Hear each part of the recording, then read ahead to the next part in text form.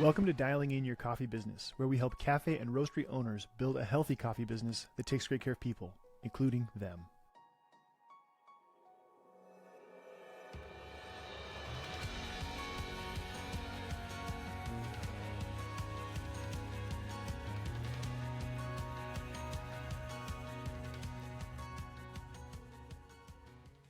I'm Michael Ryan. I'm a certified business coach and a consultant that helps cafe and roastery owners build a healthy coffee business that takes great care of people, including them.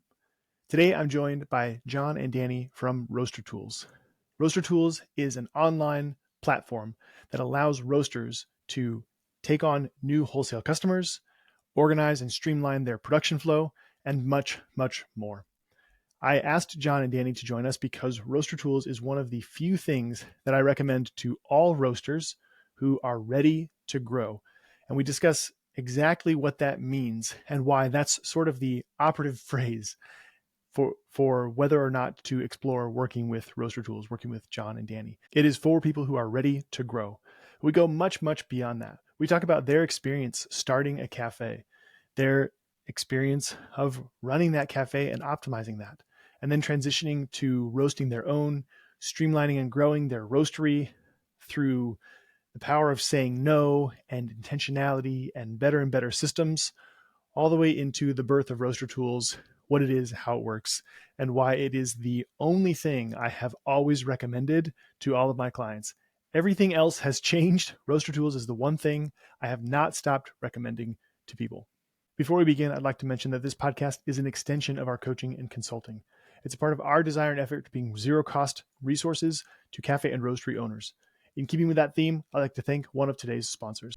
Today's episode is brought to you by our How to Grow a Roastery online course. The internet and social media are filled with people trying to help you roast your coffee better and better, but there's almost nothing available to help you run the business side of your roastery better and better. Whether you also own cafes or not, this online on-demand course will guide you through step-by-step everything you need to know to grow your roastery into a healthy coffee business that takes great care of people. You can access this course and all of our other on-demand courses at threadbarecoffeeconsulting.com/courses. And be sure to enter the code podcast100 at checkout to get $100 off any of our online on-demand courses. That's threadbarecoffeeconsulting.com/courses and enter the code podcast100, all caps, to get $100 off any of our online courses. And now, my conversation with Jon and Dani from RoasterTools. Dani and Jon, welcome to the podcast. I am so excited to talk with you today because you have some of the most unique stories to share, especially because of where you are at now, but also because I think you're going to have a lot of stories that are unique, but also universal when it comes to starting and running a cafe, starting and running a roastery. And then at the end, I want folks to really understand what it is you do now and why it is so helpful to the coffee industry. You, with RoasterTools, which is what you're doing now, is one of the few things that I recommend on a weekly basis, if not a daily basis, that hasn't changed in like years. I've had to change all of my other recommendations for everything, but you guys remain constant in my life, in my list of people that I recommend on a regular basis. But for folks who don't know who you are, could you just introduce yourselves and share a little bit of your journey? It sounds like you started the cafe first and then the roastery. So walk people through, like, who decides to start a cafe in the first place? How did you even reach that decision?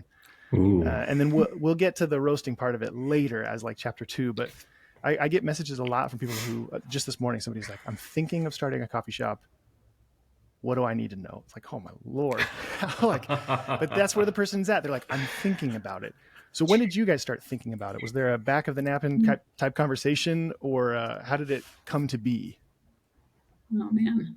I mean, I feel like it's funny because I'm like, who's going to talk about this? But, I think we both really, had this interest and love. It started with like a love of like, like local food and, like food that was intentionally made.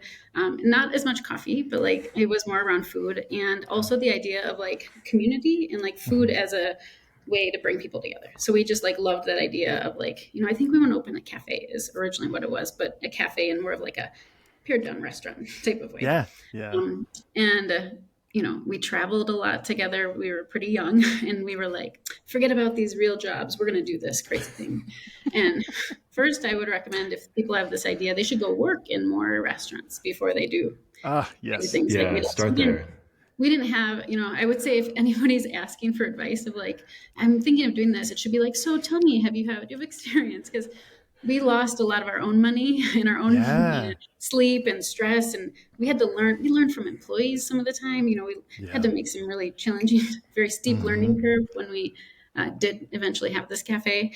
And sometimes I'm like, gosh, we probably really should have gone out and, maybe a little different path would have been helpful, but that was maybe learn those lessons on somebody else's time. Yeah, and let's be clear that it doesn't take you having to be like a full-time employee. Like cafes love that once a week shift person that comes in, and it's like Sally's amazing. Sally is basically escaping their life to come in and run the coffee shop for 5 hours and then walk away. And so you can get that around your schedule before you quit that job, and get some experience, like sweeping, mopping, doing all the things. Yeah. I love that. I tell people this all the time. They never do it, but that's fine. Okay. Which I totally get. If you were like, I want to start a coffee shop, what should I do? Go work at one. 100% of the time people are like, what else can I do? What's something else? But one additional benefit of being that employee is you see the coffee shop through an employee's eyes. I hear owners say things a lot, and I just want to be like, yeah, but employees would never think like that. They would never say that. It's just clear that there's a disconnect there that could have been bridged at the very beginning just by being an employee somewhere. Yeah. And so there's a lot of those small disconnects that owners, especially who have never been an employee, they don't know how the employee sees it as much. And that right there is like, two different sets of expectations that could have been remedied just by working. So there's lots and lots of good reasons, even though you guys didn't do it. Yeah, I mean, it ratchets up your experience level, right? Like if you get in as your employee and you're like, okay, now I have to think about if I was going to be the boss and I had to like be the boss of me. Yeah, that would like give you a whole different perspective of like, like that employee sucks. I'm talking about myself here, and I was slow. I was all these things that I did not know ahead of time. Yeah. And, that's tough. And you can't really replace that. And also 3 months at a coffee shop, get trained, it doesn't have to be even for years, right? We're talking like 3-6 months. Yeah. Just 2 weeks and you'll know what it feels like for the schedule to be posted last minute. And then you'll be like, I'm never doing that to my staff. Yes. Right. Can't plan my life. Yeah, exactly. Scheduling and like that tip culture and just knowing that you like to interact with people. Like, let's be honest, because like going back to what Danny was saying, we were drawn, and I think this is one thing that coffee is great about, is like we were drawn to a place where community could gather. And so that's where I think like coffee found us, because we had the right values or the right kind of like approach. But if you're the kind of person that wakes up in the morning and needs like a good couple hours to like get happy, probably not the best job. Yeah. And a couple pots of coffee, not a couple cups, a couple pots. I mean, it's hard to turn it on and, and feel good about it and not walk away feeling bruised from the day. Yeah. So, that's why I literally espresso just so I could drink a bunch of it. Right. You're like, oh no, this thing's like another 15 shots. Sorry guys.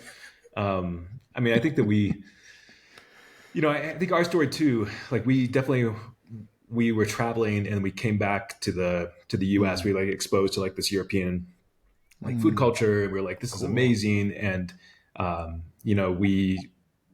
Danny's from Wisconsin, and we were like, there's so many farms in Wisconsin. Like it's such a place where that is part of its culture. And we were like, we want to have a cafe. And we, basically figured out that there's this cafe that we wanted, and we bought a cafe. And that was the other thing, is we bought something rather than building it.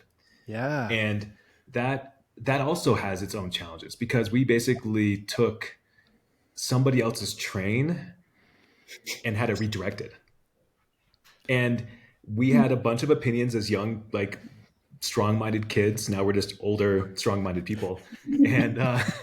And it's like, oh, this is hard. Like what, we don't know what we want to be yet. We're not even old enough to know what we want to be yet. And so, I think the first couple years was us trying to figure out like, okay, we bought this thing.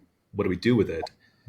And, Well, it was more, how do we make money? I mean, I feel like, how do we make it yeah. profit? It wasn't just what do we want to do? It was like, oh my God, we need to make sure that we can make it. Like, how do we pay you know, and so there's this pressure of like, okay, like we got to learn really fast here of how do we do this? And we had that like the kind of storybook type scenario, because we were in this building that had a space upstairs. So we lived above our shop, and we lived our business in so many ways, right? So I don't think that first year we made personally $5,000 between the two of us. Yeah. You know, and we worked at one point, I think, Danny, what was it? Probably 3 to 4 months straight every day. We were in a seasonal, you know, a place that was like very busy in the summer season. And so I do remember, I think it was like, you know, I think it was at least 3 months every day that we were working that first year for sure. Just like trying to figure out, because it was so much busier in the summer than in the winter that we were just sort of slammed, and we didn't know how to staff correctly, and we're still learning all these things. And, you know, it was really intense. And it, you know, it took us these seasons, you know, to like really understand the swings of staffing and, you know, making sure we got some time off. But I think we lived on the shores of Lake Superior for a couple of years before I ever even went swimming. And I'm like a water girl, and I thought, God, I could just be anywhere. And, you know, like, okay, we gotta like, you know, we did learn. So the good news is we learned, you know, how to like make things better staffing, seasonal swings, how to manage all of those things. But it was challenging, you know, for sure. And it definitely, we had to face a lot of things that we would figure out systems to solve. Yeah. Well, I have a question, but I wrote it down. So John, you can go. You can go. Well, I just want to set the stage, because I think it's part of that story about where we are. Like we ended up having a cafe in a town that had less than 500 people. So like it said on the population sign 497. We moved in, Northern Exposure. We moved in, and there was like a black tie gala going on, and we were like, what is this weird town where there's like, you know, nobody here, yet there's this huge party going on. And everything was closed by 7 p.m. because it's northern Wisconsin in the middle of winter. And, you know, we kind of, again, we had no connection to this place beforehand. And, you know, I think for us, the isolation of where we were is also part of that story, because we were, you know, 4 or 5 hours away from Minneapolis and the Twin Cities. We were, you know, hours away from other big cities. And so not only were we like within 2 blocks of Lake Superior, you know, and Danny wasn't even getting down to the water to go swimming during the summers, but we were also just isolated, you know, for so long. And so our setting was a driving force for us of like, how do we make this business in this remote place without the population? How do we make it work? Yeah. What year was this? 1997? No, sorry. It feels like that. I feel like it was 2007. 2007, I think, is the year we bought it. Yeah. Like, moved there. Yeah. But I mean, the world was much less connected than it is today. Like, this is not the, I mean, just on the cusp of the smartphone era. And, but now we live in a world where like Zoom group coaching calls are totally a thing, and latte art videos on YouTube, and et cetera, et cetera, et cetera. But this is before a lot of that, or at least before it became super popular. So that isolation that you're describing, it would almost be difficult for people now to even understand it. We were still getting Netflix discs. Like, let's talk about how old this is. I can remember when we had a delivery, and I was like, it's a Netflix day. Yeah. I mean, when we had our first daughter, I had a video. Like, we did not have a smartphone yet. And then I think like it was shortly after, but I just laughed like, it was really different. And, and what you're saying about like even Zoom group coaching, like the isolation of not having another business owner that like, in a similar sense that had a similar mindset as us, we struggled, sometimes we'd find people here and there, but it's really hard when there's just a small pool. And so that was one of the challenges there too, I think. Totally. And that's one of the things that I know we always loved because we were in a great destination. We'd get people from all over. We met so many amazing roasters from around the country that would stop in and they'd like peek around. You know how any of us coffee people are like nosy, and we're like, oh, interesting. Oh, what's going on? And, a couple of key questions, somebody's in the industry, and then you strike up a fun conversation. And that was so useful for us. That's We would awesome. be like, hey, let's pepper you with a lot of questions. And we'd learn a lot of things from people. That's really, really cool. Yeah. I had a question Yeah. about staffing seasonally because I get Yeah. this is not an experience that I have personally had, and so I know it's possible, Mm-hmm. but I don't know how. Like I haven't done that specific thing. I mean, Mm-hmm. I tend to assume that it's possible, and you just told me it was. But what would be one or two things that you learned to do, or expectations Yeah. you learned to set to make the seasonal staffing thing? Because some people have it, and they have it to varying degrees. It's just a little busier during this. It sounds like you Yeah. guys had a pretty intense Ours was a lot. on We season would and go off from season. like, 3 baristas maybe in the winter, maybe 4, and those were Yeah. probably part time, to like 20 in the summer, Uh-huh. and 20 was tight because like, And it just was like, Uh-huh. and I always say this, but like we were one of the busiest cafes I've ever been in. Yeah. So by the time that we were done, we were doing 100 transactions an hour for 8 hours straight for sometimes like 6 weeks. And it was, like staffing for dealing with that kind of volume when somebody has maybe no coffee background. Yeah. That's like you figure out Yeah. like, oh, you're personable, you're on POS. Like, and you know what? Unfortunately, you're always going to be on POS when you're a tea because drinker, we're definitely putting you on the POS. But it, like, it was interesting because you don't have that same pool of candidates or people that are like super passionate about coffee or more career baristas that you're just like Right. you're looking for a summer job. Okay, cool. Oh, you're hot. Like maybe you're in high school, like versus like a college or older person. So you're trying to balance. It was, I mean, there were a lot of mistakes in that learning curve, but I think a couple of the big things like we started learning like hiring a little earlier if you can get people to commit to a summer role, Yeah. being really upfront around when do you need to leave at the end of summer or how oh long yeah. do you stay? Because when people would say like the end of July and they'd be like, I'm actually going to be done on August 14th, and you're like, oh my God, like what? Like I am planning, you told me, like, Yeah. and so sometimes better communication around what you need, like there, because sometimes you'd still choose to hire that person, Yeah. knowing that, okay, they're going to be your 6 weeks. Cool. Yeah. And then you're sort of assessing who you put more training into, depending on how long they'll be there. There's a lot of things we got, we had a pretty intense training. We just knew every year that like May and June were like really intense training times. And so, we did a lot of like, with just, you're trying to bring people up to speed really fast. And, we would train on all these different roles. We did role playing. People love that. Just kidding. Nobody likes role playing, but I find it to be one of the most effective training tools ever. Yeah. And like, I would act as like the annoying customer, and I had all these different personas, like the parent that has kids and is distracted, or the person who's going to ask for ridiculous things while they're on the phone. And, and to try to get people to loosen up, to understand how to handle, because we're getting all these people from the cities and they have all these expectations. And, role playing was a huge thing for training to evolve faster because they didn't always have the at bats with the customer at the beginning of that season, just little things that, and then you're really being intentional in scheduling of like trying to pair more experience with, which can be super challenging, but, I like that. I think it's intense. It's not something I always wish on someone, but it's a lot. Yeah, I think that like the way that Danny's talking about intentional, it's like I think of layers. Like you have to have like different levels of your team that are layered on top of each other. And what happened is every summer we'd start out with people that were like completely new to coffee, and they moved into that like higher layer by the time that they were done. And some of them were doing latte art, and they're getting drinks out really fast and all of these things.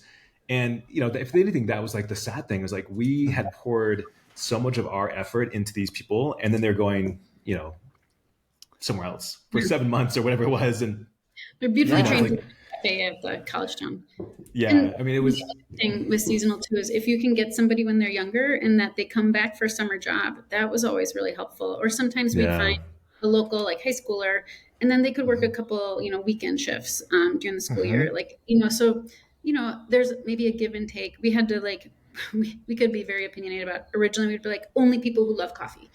And then we had to like bend on that a handful of times because we actually just need someone to take their money. Like, like we need another person, and they have the other skills, And I think it's like even interesting because I don't know how much this gets talked about. But like we had two POSs. So there's two people that were on POS at a time, getting orders in. We had one person on bar, and then we normally had at least one person that was like a floater, like a bar back, basically, who was doing prep. Yeah. You know, and they were on the swing, right? So they'd go anywhere that they needed to go, and that 4-person team could serve 100 people in an hour, like 100 tickets, not 100 people, 100 tickets. Yeah. And so sometimes that was multiple drinks, and that one person on the bar was on a 2-group machine, and they were just like getting a lot of stuff out. Yeah. And part of the secret to that is for us, you know, in the summer, not everything had to be through the espresso machine. So like one of these things right. also too about like seasonal is just finding ways to your product mix so that you don't have to have 99% of that go through. And, you know, there were some things that we had pre-made. There were some mixes that we had. There was, you know, toddy type like things. And all of those things just kind of like were keys to our success. To get the other it. thing John's talking about when he talks about like the roles we had people, and you know, so like obviously we'd have to train people to know almost all the front of house, but you know, I think this is really indicative of like what was to come as we like built out, you know, the roastery more, and then built out and decided to go into software because we had to do more with less, whether the, you know, less people, sometimes less time and training, less things. We got really obsessive with processes. And, you know, we would read, like he like read all these things about lean manufacturing. We read all these different things about how do you do this? How do we get more drinks out fast? Like, you know, so like we would watch the flow of things. We would say you know, and we reinforced it. Like, so we had this staff, we would train. This is what you do when somebody walks in the door. The order gets here. We write it here. This is the order of how cups are filled. This is what this person does. As soon as it gets to this level and a new person comes on, this is how we shift the roles in the intentions. And, you know, knowing how to make a process that is more efficient, that can do more with the same amount of resources is such an important part of, you know, having a profitable business. And, you know, that was something that we got really good at out of necessity. Yeah. But now we go to cafes and we'll be like, oh my God. Like, you know, I was just at a bar with a friend somewhere and she ordered 2 of the same drink. And she's like, this is probably a beautiful drink, but he made it one by one. He juiced this orange into mine, and then he juiced this. And she's like, and then he gave it to me. Then he went back and started on yours, rather than even just like, you're doing the exact same thing, building, you know, this concept of like, how do we make all of our actions more efficient? You know, it was built out of necessity, but it helped a ton. Yeah, I love it. Awesome. And one thing I'll say is that like, it goes back to all of this. We did a lot of observation of ourselves, observation of our company, observation of our team, how our customers are reacting. And so like to tie it back to the beginning of our conversation, you know, by being an employee and observing from inside that role, you're going to have a different perspective and ideas about how to improve it. And that cycle is never over, right? Like you do one version of that and we would be like, oh, that didn't work. And then we try it again and try it again. So just always iterating. Yeah. I love that. That's really cool. The hiring earlier for the seasonal, getting extra upfront with the expectations, the intense training, especially during May and June, and then intentionality in the scheduling with the layers and the pairing new with old and that kind of stuff. Just out of curiosity, about how long did your training program take? I know people who are like, oh, it takes 18 months to be fully trained here. I don't know if that's a good idea. I mean, for what role? That's fair. Yeah. Yeah. I mean, for a new barista, we would hope within, I'd say, you know, 4 to 6 weeks that they could do most everything on their own. Yeah.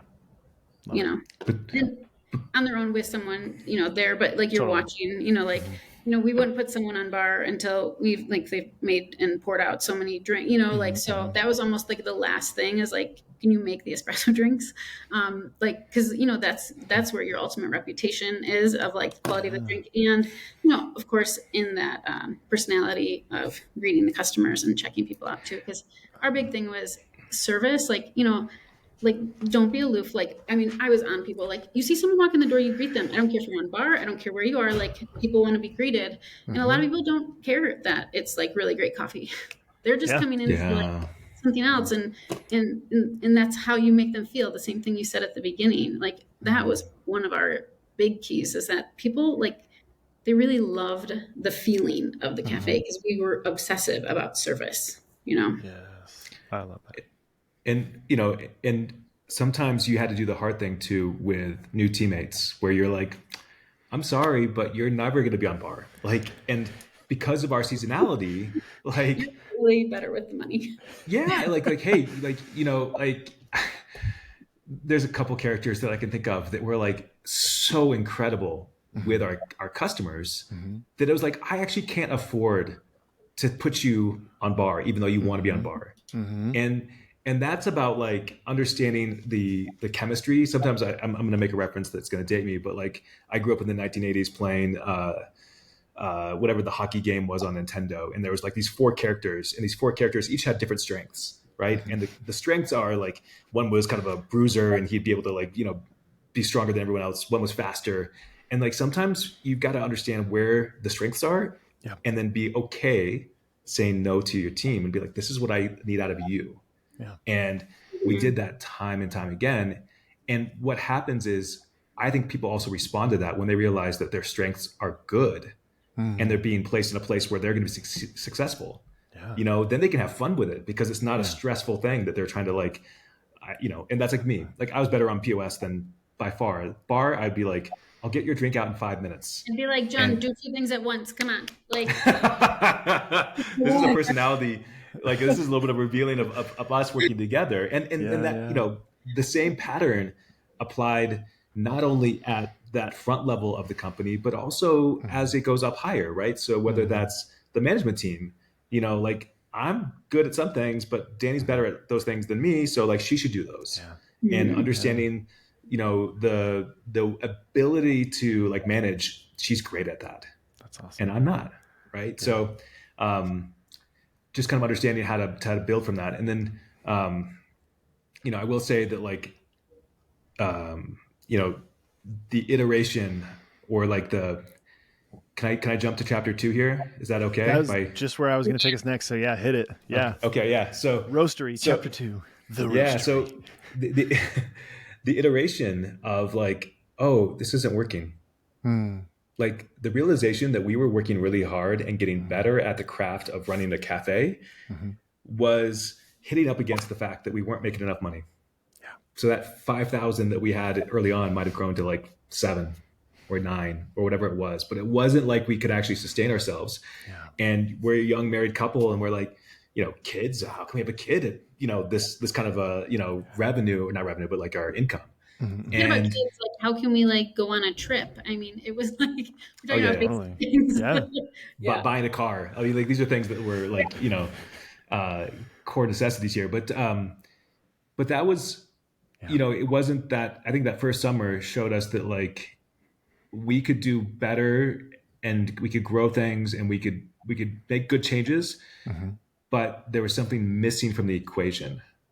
And part of that was like what we decided, right? There's probably a lot of paths we could have taken, was, hey, coffee was already 50% of our sales. At that point, just like we were serving hot made to order food out of the back of this cafe. We were doing fresh scratch bakery that was incredible. I ate more cookies in that 8 years we ran this business than I think I will ever like eat Which in says my a lot, life. because he still eats a lot of cookies. Like I do. But and then we had the coffee, and I was like, how do we balance all these things? It was like, what, coffee is the thing that we're selling most of. And out of everything that we're doing, it's the only thing that we could actually sell to a customer who's not walking in our door. And I was like, I think we were trying to figure this out. Like, okay, we have a problem. The problem is we can't make any revenue unless people come to our remote community of 500 people when it was literally -10 out. And, that wasn't the time of year that people wanted to be there. So I'm originally from Portland, Oregon. We kind of like looked around, like we're like Stumptown. We're like, there's other coffee roasters. And this is 2007. So it's like, there's definitely coffees going, but it's maybe not as popular as it was or is now. And we decided, and I started going down like blogs, and they were probably called that then, but like a lot of forums. And we convinced ourselves to go buy a coffee roaster and starting to package and sell coffee online was like our main main focus. I love it. And, I did all this research and everybody was like, oh, you have to buy a Probat. Like that was the roaster that everybody was buying. And it was like the key to success. And so being naive and like pretty far away from everybody and having no context, I went on eBay and roasting. Oh yeah, no experience in roasting. Yeah, like and you'll notice a pattern here, right? We don't have the experience and we still do it. That's but awesome. Yeah. We went on to eBay and literally bought a roaster that I had never seen before, but had like 4 pictures. And in hindsight, I was like, oh, that big black mark on the side of it, that's where the fire was. Yeah. Like this thing had been beat up for a couple decades, and I was buying somebody's, failed attempt at starting a roastery. And, even with all of that constraints of like, hey, the machine's not great. It wasn't like in a great place, it did start us on this path of we are going to be a coffee company instead of a cafe. Love it. And that's like one of our big,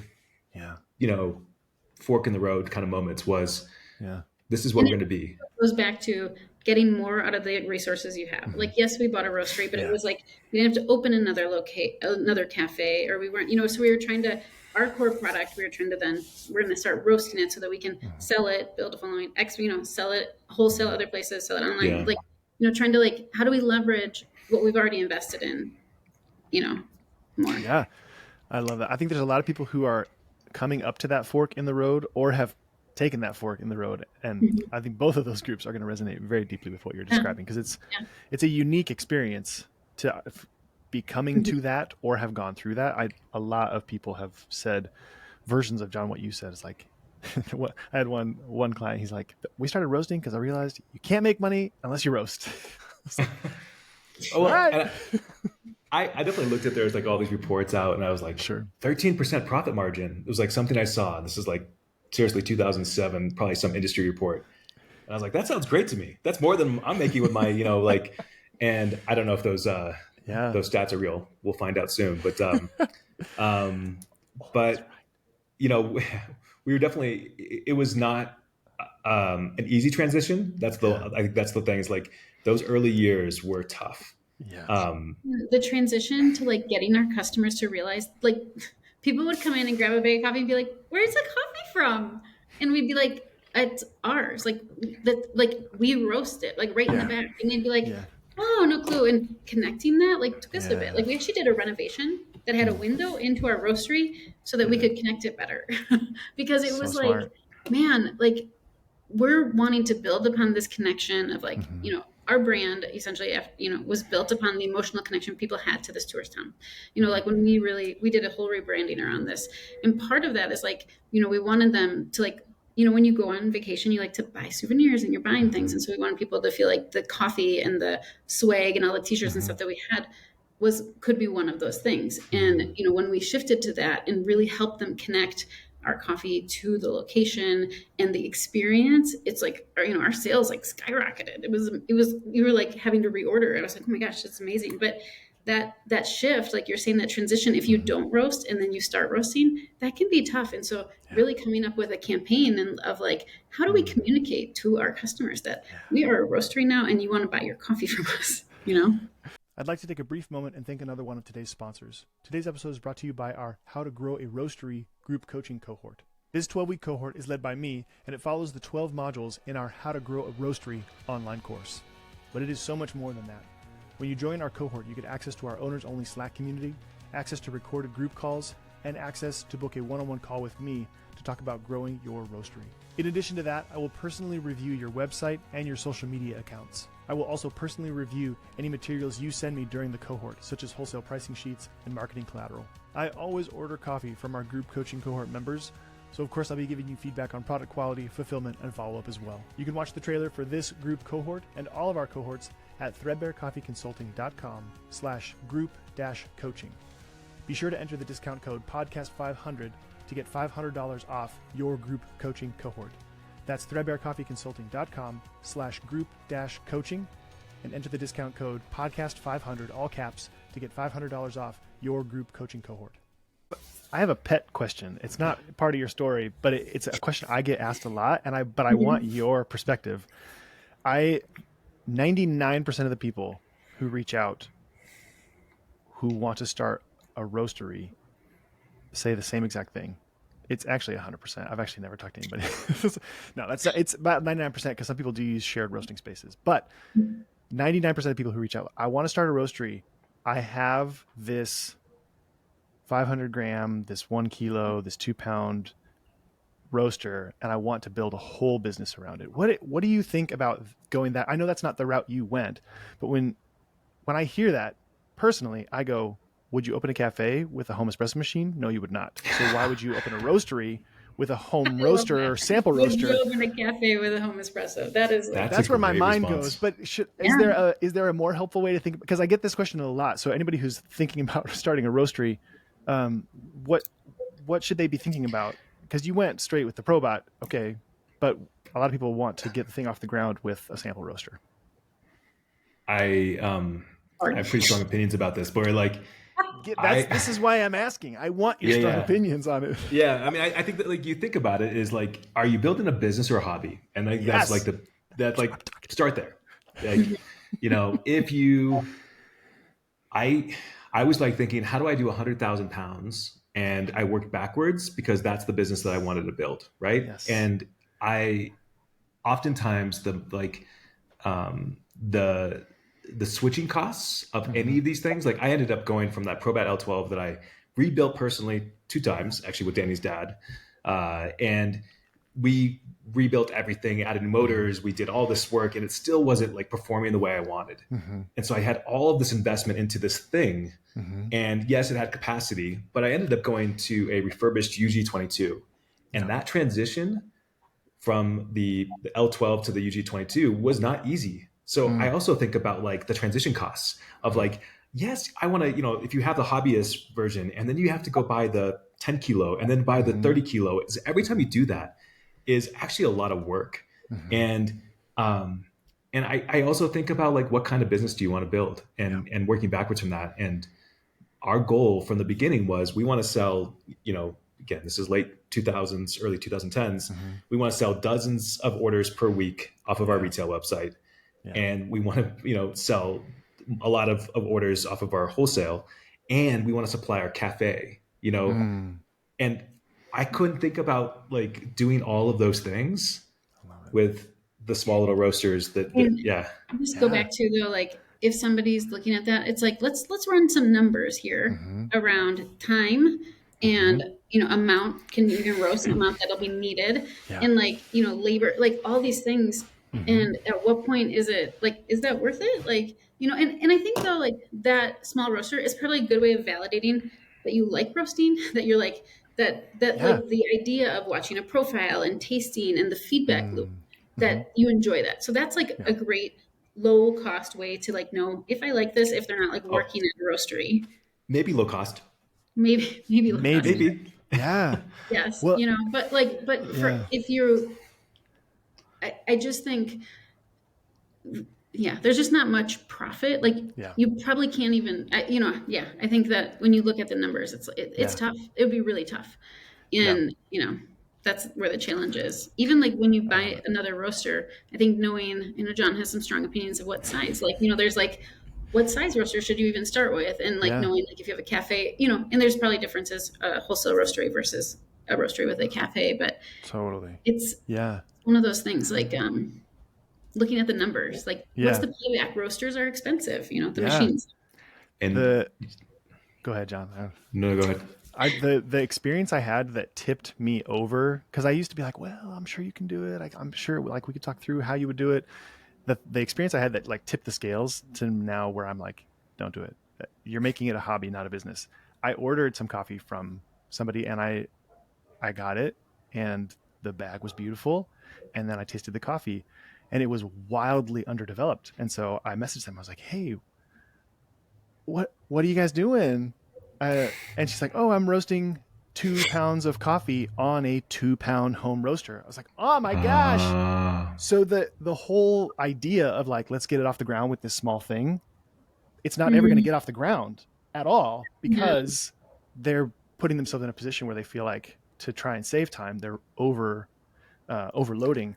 I mean, you can't even do that with a commercial roaster, much less a sample roaster, overloading it. And that's when I was like, this doesn't work. People stop doing it. And they probably felt like they needed to charge a lot.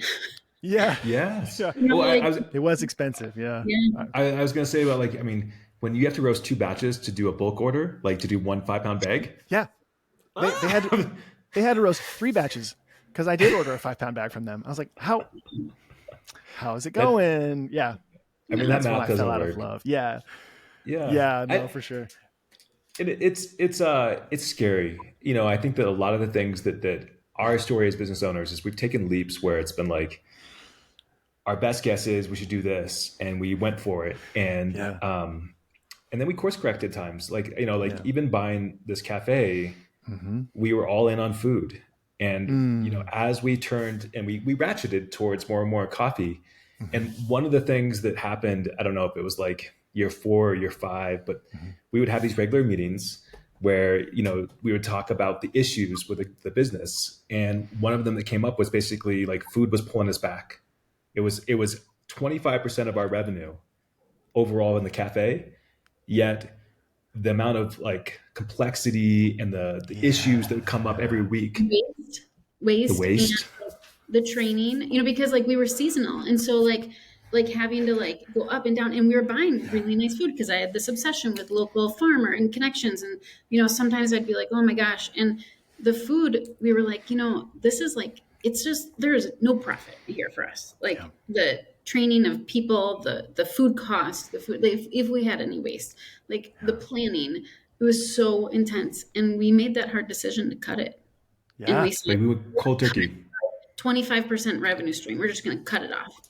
What I mean, that sounds very much like a great example of the Proto principle. It sounds like 80% of your problems were coming from 20-ish% of your revenue. I know, a lot of other issues too, but I mean, it was like, maybe not a perfect 80-20 split. It was like, you can't, sometimes it's really hard to like solve, like, you know, if you have 20 issues, it's hard to be like, well, which one do I solve? There's these challenges. Whereas if you have, you know, if you have a smaller things you focus on and you only have 5 issues there, you can like chip away pretty quickly. Yeah. Really snowball into like improving that. And that's what happened with us when we cut that. It was huge. It really helped us. I will say though that it sounds like we made a decision to like, we wake up on Sunday night and like, or Sunday night, we're just like done. But this was really intentional, right? So this was, I don't know if it was 6 to 12 months of planning, but yeah, it coincided with another thing that we did, which was this rebranding and really leaning into the fact that we were a coffee company. Yeah. And when we say that, that was more than just the bags that we were bringing in, but it was also T-shirts. It was the design of the cafe, the color scheme. And so somebody walked in and they would pick up our bag, which a lot of people did, and they would realize that everything in there was cohesive.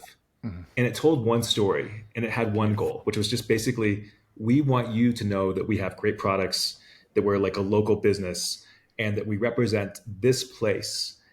And because we had those 100 people in a line, you know, in an hour, we always had a few people waiting around. And so we set it up for them to like be able to browse our merchandise, basically, which include that coffee, and purchase it. And so I do think like it realigned that our goal, because we had like scorecard with lots of metrics, our goal for the cafe shifted to being selling our coffee beans. That was our cafe goal. Not our cafe goal wasn't to sell more espresso drinks. It was to sell our coffee beans. And so when we reshifted like all of these goals around our job here, everything comes back to that person having such a great experience. They want to take a bag home. Maybe that's the person who lives down the road or they're on vacation. And when we shifted that, I mean, we grew our coffee sales, like our bean sales in our cafe. I think they were like 18+% like in our cafe. No, it was 20%. Okay. 20, you know, like it was huge. And we would, you know, we had bags at the register. Our baristas were trained to be like, do you need any coffee today? Do you need any beans? This is our, you know, we ran every 2 weeks. We would shift up. A bean was on a special, you know, like this is our one. And did you know you get your coffee for free when you buy this bag? And you know, like, and you know, and so people would be like, our most regular customers were the worst. They'd be like, oh my God, you're right. I do need coffee. Thank you for asking. Because we're not a grocery store, so they're not thinking about buying it. And just those little things, those are all the things that really helped us narrow in, get better, a lot better at what we do. Yeah. It was easier for our staff because we didn't do so many things. Yeah. And, and then you actually are like, okay, our business is running really well. It's more profitable, all those things that we struggled with at the beginning. I love it. Because you could scale, right? We were getting units out the door. We were getting, 300 plus retail bags a week out of our cafe. Yeah. And, I look at those as also like that sale of a bag was actually the first step in a relationship that we wanted to build with that customer. Yep. And so that became an online sale, weeks later, and it then became maybe a wholesale sale at the market that they were buying down in the Twin Cities. And so little things like making sure that everybody walked out with a bag was all intentional towards this end goal of building a coffee company. Yeah. And it worked. I mean, we were, it was growing, and it allowed, Danny was focusing on the front of house and I was working on the back of house. And just like my goal was like, okay, now we can't keep up with the internal demand we have plus the external demand. Yeah. How do we do that? Which became my obsession. I love that. There's two nuggets in what you just said, and then I want to go to chapter 3 before we run out of time. But there's two things. One, you described a scenario, Danny, where upselling was actually service, because you have people who they're gonna make a separate trip to the grocery store to go get their coffee, let's say. And by the barista saying like, hey, do you need any coffee? They're like, oh, I do actually. Thank you for saving me a trip to the grocery store. So this idea of like upselling can be part of customer service, which I think is crazy. The other cool thing that you're describing is there are not a ton of ways to increase sales by 20% without also having your labor get jacked up at a commensurate rate. Right. But upselling retail bags of coffee at the register is one of those ways. That's the biggest thing. Right. So there's these beautiful opportunities that I don't hear people talk enough about for cafes, and they go everywhere else, but not just like, hey, do you need a bag of coffee? And it also led to other things too. Like we were not only selling just coffee, but we sold thousands of retail mugs with our brand on them. Yes. Like in the summer, literally thousands. We'd reorder, and the people were like, "Are you serious? Like, do you realize that you just got an order 3 weeks ago?" Yeah. We're like, yes. And it was this cycle of easy, of higher transactions, and that 25% of food became an afterthought. I was like, oh my God, it's the best decision we made. And it's scary because you're cutting something out. But when you can replace it with something that is more aligned with your brand and is less labor and allows your customer to actually understand what you do better, it's like, I mean, in hindsight, it's like, oh, of course. But like, I mean, when you're a business owner, sometimes you're just grappling at like, what can I do to increase my sales? How do I grow?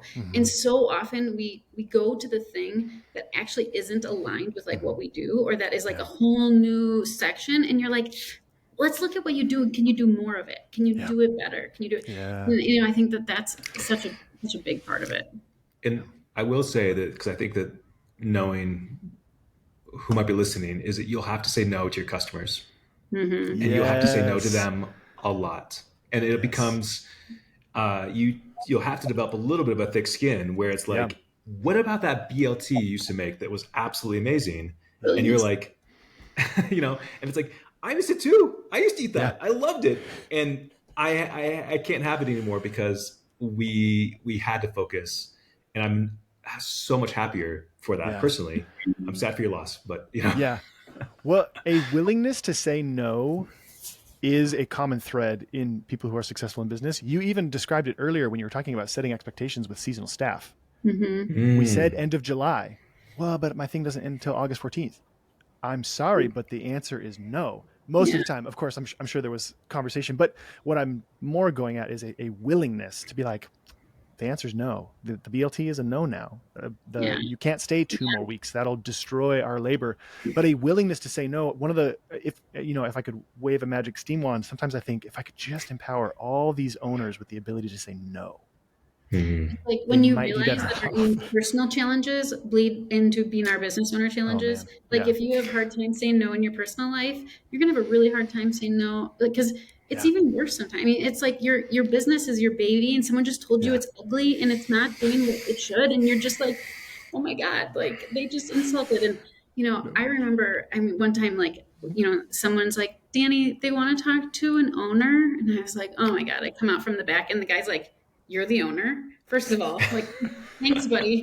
Because I'm probably like the right age of like 28 at the time or something. Okay. And I was like, yep. And he's like, he complained about something. And I was like, I'm really sorry that it's just not, that's not what we offer. Yeah. And, we'd love to get you a drink. And he just was like, but I'm like, man, like, it was like what he was looking for wasn't aligned with even what we do. And it just is like one of those where it's okay and letting that like, frustrating, but I need to move on, Top reasons to not name your company after your own personal name.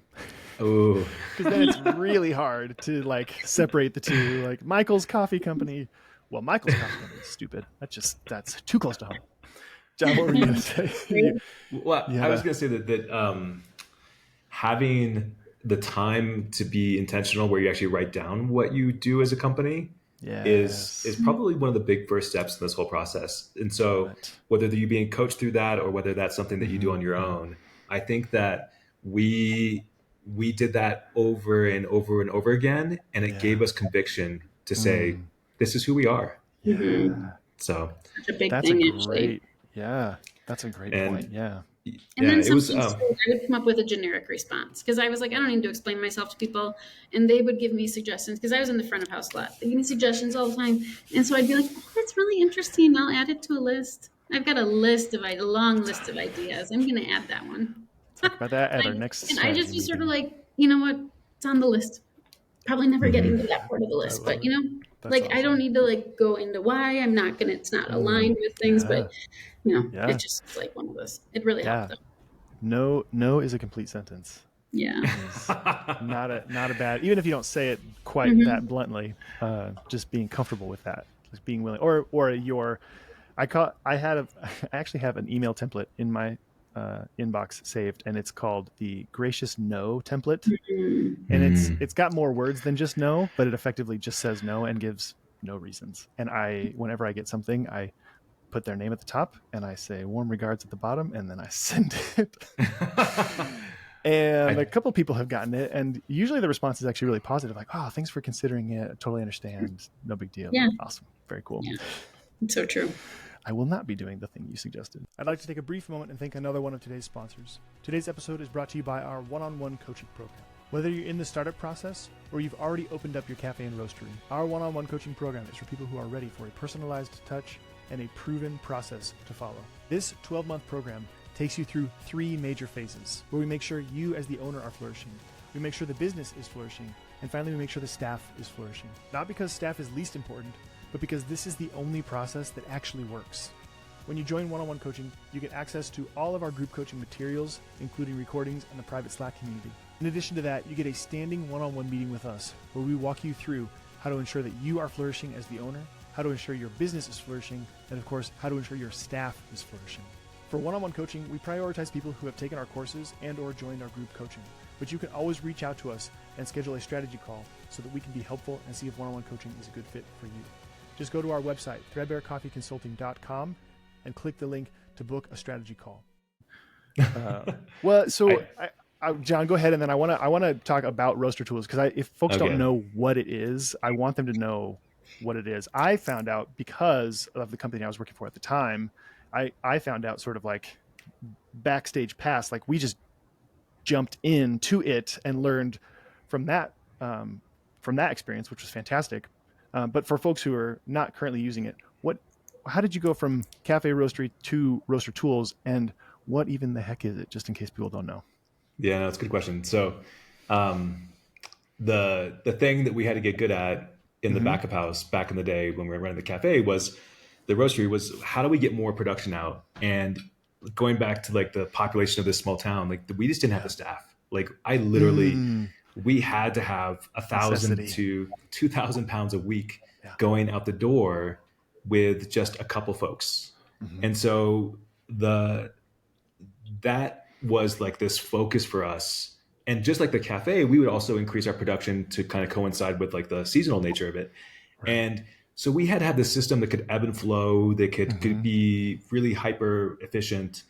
And we also had this other constraint, which was we were in the middle of nowhere. Like we were literally, in a county of 14,000 people, that is the size of Rhode Island. So it's a relatively big county Yeah. with, as counties go, with no one there. And we had to ship out a lot of our coffee. And so, if I was selling to Michael's Coffee, in somewhere in southern Wisconsin, you haven't quite got the roastery going yet. That's all right. That's all right.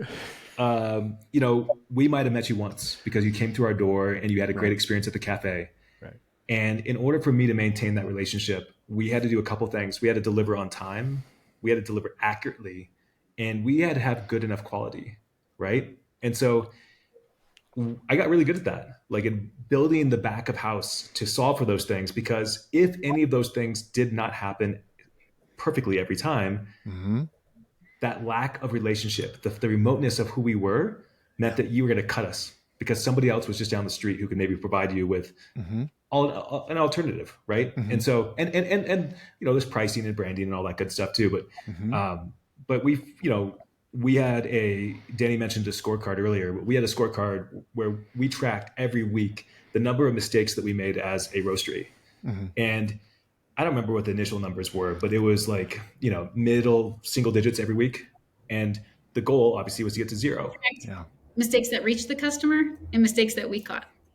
Yeah. So how do we solve for that? And I just kept on thinking, like, it's like bad data come in and bad data come out. Like that was like one of the big realizations I had, was that we were basically setting ourselves up to fail every time. Say that again. So sit that. So the bad data in was leading to bad data out, right? Yes. And so the system was set up against us. And as much as we tried in the middle of that process to fix it, it wasn't enough. It would never be enough. So I kept on developing systems to say, we're going to ensure the right data comes in. My team could trust it. And, here's another example of saying no, is my wholesale customers could not order after the deadline and expect that we would suddenly insert their order into the production day. Oh my gosh. I was like, that is so important. But, I talk to roasters all day and they're like, yeah, that's not going to work for us, Oh my gosh. But here's the thing. No, but back to saying no. I get it, but also, the system is designed to give you precisely the results you're getting.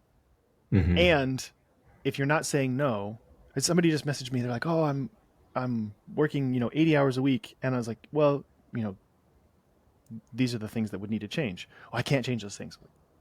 I'm aware that that's how you feel, but that is also why you are working 80 hours. Like these are chicken and egg situations. Like you're working that much because you think that, and you'll keep thinking that and keep working that much until somebody like steps in and says no. Again, back to that, like the ability, the willingness to say no and break the cycle, or say no, you can't order coffee past the deadline, or whatever it is. Man, it's so crucial and so hard. So I'm not saying it's easy, just crucial. But and what I did is coming back to like the core values of the company, is that my team actually was more important, as bad as it sounds. My team and the efficiency that we wanted was more important than the cost of saying yes perpetually to the same customer, right? And so we'd have to fire customers sometimes, where if they didn't fit into our way of working, we weren't going to redesign our system to do it, to deal with them. And so it's like you're saying no nicely, like, hey, I'm so sorry, like we're past the time and we're gonna get you on that next one. But it's like 100%. And that process, and what happened is that people were like, okay, because I'll order next time. And we won a few, like 1, 2, 3 times of that, and they're like, oh yeah, I understand, and I'm going to get it in 2 days anyways. It's going to be fine. And what happened was, because we were this like summertime tourist destination, Michael from Michael's Coffee Company would come in and be like, doing the geek out thing because we had this obvious roaster, and we would start to talk, and I would explain that, like, we're getting through 2 pallets of coffee, and this week we're getting, and we have just-in-time deliveries because we literally had nowhere else to store them. And it's like we had space constraints, we had team constraints, we had all of these things. And I realized by having enough conversations with other roasters that the systems that I built, the tools that I was using internally, were better than everybody else's. So they might have had more team, a bigger team and more space and a bigger roaster, yet we would produce 1,000 pounds of coffee in a day in 300 square feet and not make a mistake. And that would be like, we had built up a brand where we were doing a lot of grocery store sales. So like single units, we would sell, 500 units, 500 of our 12-ounce bag of our best seller in a day. And it's going to 50 orders, right? So it's 3 here, 1 here, 15 here, and it's all scattered around. And we still would make mistakes in a day like that. And I was like, and part of the reason why I did this is I wanted to condense our production days so that I had time to do the, copy analysis and the purchasing and the green buying and all these other things. So what I was doing was saying, I'm not going to roast every day. Another way to say no to your customers. Yes. I'm going to offer you have a couple different production days a week. And that's going to allow me the freedom to move the needle on something else that I value, which was my coffee quality. And honestly, and I tell the story, is like my quality was, my efficiency in my systems was like off the charts, right? Yeah. So, and it's like I basically had this enough interactions where I realized, just like we would put the person on the POS versus the bar, that my skill set and what I'm really good at is on the systems. And so that's when we got to the point where our business was going great. We were, growing, but there was some burnout. Just, to be honest, I think those first few years of not getting paid anything and working long hours and everything, we have kids and all this good stuff. And we decided to sell that business. And it was pretty obvious to me what I needed to do, which was take all these ideas and these opinionated ideas and wrap them into software and help roasters, give them an excuse to say no in some ways, because the software only allows you to do X or only allows you to do Y. But we've grown a little bit since then, but nice give and take here. Yeah. Yeah. And in a lot of ways, when people ask me like, what does RoasterTools do? What does it do now?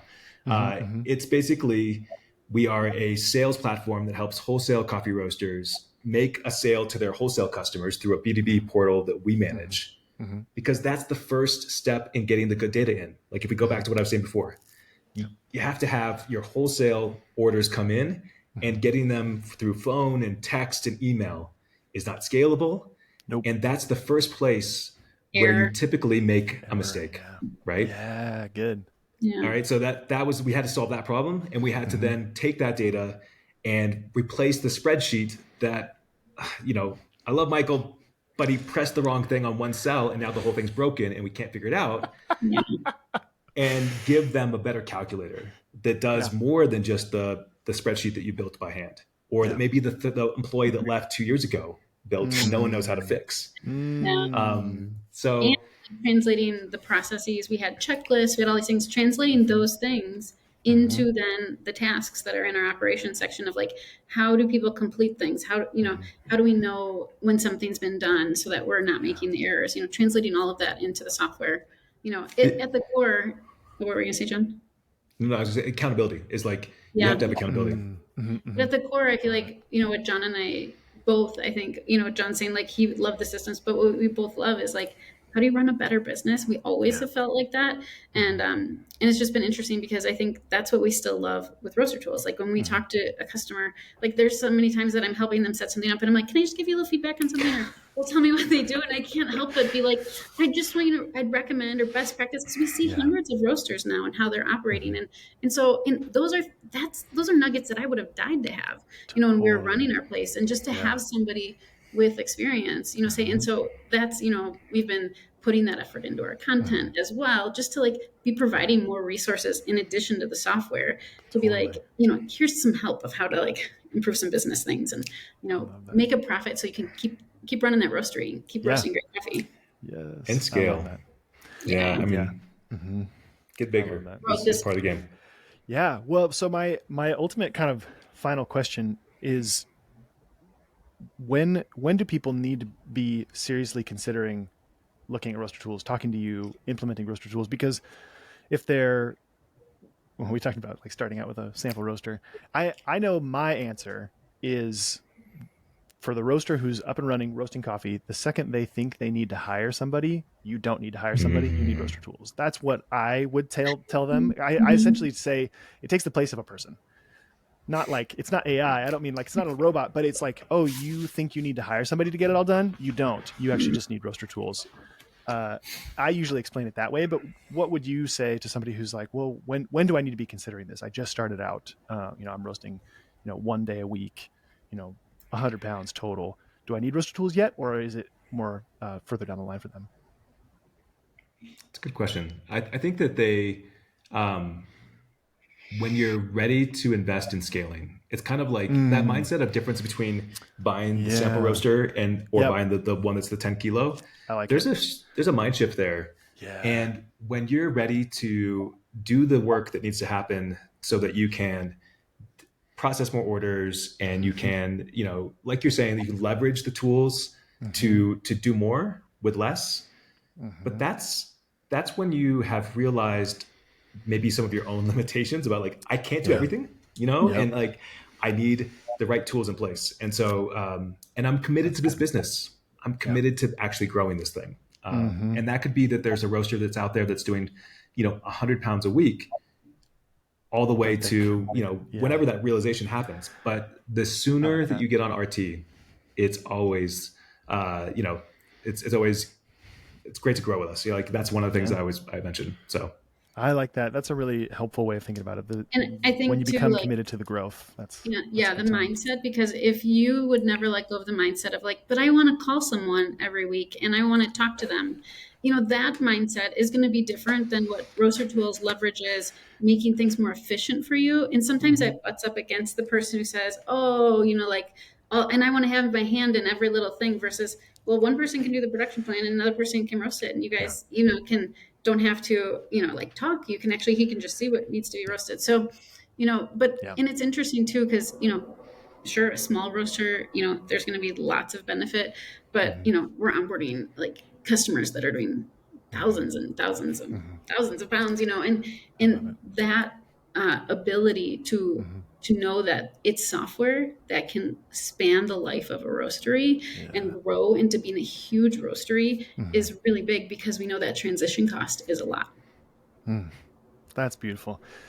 I super appreciate the two of you. I think I wrote down over 20 questions I didn't ask you. So when you have space, because I know you have a lot of projects going on, when you have time in your schedule, I'd love to have you back, because I'm going to write these down so I don't forget them. But I super appreciate your insight, your perspective. I appreciate the work that you do, both as somebody who consumes your content. Like I read your ebooks and your posts and your stuff, so I'm benefiting from it that way. But I also benefited from Roaster Tools as a product when I was still working in roasteries. So I tremendously appreciate the two of you, what you are doing for the industry, both in the actual product of Roaster Tools, but also in the content you're creating.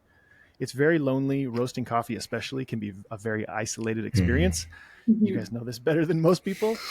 So just interfacing with people who have a little bit of insight into more than just one company. Like, the one company you ran, but you also, because of Roaster Tools, you have insight into what's going on, and you're even doing research to compile some of that data, which is so cool.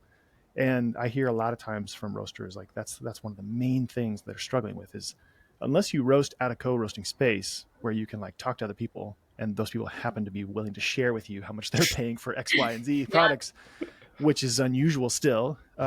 Most roasters don't have access to anything akin to like, how do you do things there? So you are doing such great work for roasters in general. And I just tremendously appreciate the two of you for the work you're doing and for being on the podcast with us. So thanks for being here. Thank you. Anytime. Yeah, thank you, Michael. I'm excited for part 2. Sounds good. I'd love it. Thank you so much for joining me today for the conversation with Jon and Dani from Roaster Tools. If you're enjoying this podcast, please consider subscribing on YouTube. That's a great zero-cost way to support this podcast. In addition, please subscribe to the podcast on Apple and Spotify. And on both Spotify and Apple, you can leave us up to a 5-star review. Please check out our online courses, our group coaching, and our one-on-one coaching. That's the absolute best way to support this podcast. If you have any questions or topics you'd like us to cover, or guests you'd like us to invite, please leave those in the comments section on YouTube. If you're not already following us on social media, we are at Threadbare Coffee Consulting on Instagram, and that's really the only platform we're active on. That's where I regularly post bite-sized thoughts on what it will take you, the owner, to build a healthy coffee business that takes great care of people including you. The content we post on Instagram overlaps with the podcast, but it's generally distinct from anything we cover on this podcast. If you haven't already visited our website, we have a myriad of free tools and trainings for coffee shop and coffee roastery owners. Everything from calculating your cost of goods sold for both a cafe and a roastery, which is completely different, pricing, which again for a cafe and roastery is completely different, managing labor percentage in a way that takes great care of people, etc., etc. All of those tools and trainings are available at our website, threadbarecoffeeconsulting.com. Thank you so much for joining us for today's episode. And last but not least, thank you for your interest in building a healthy coffee business that takes great care of people, including you.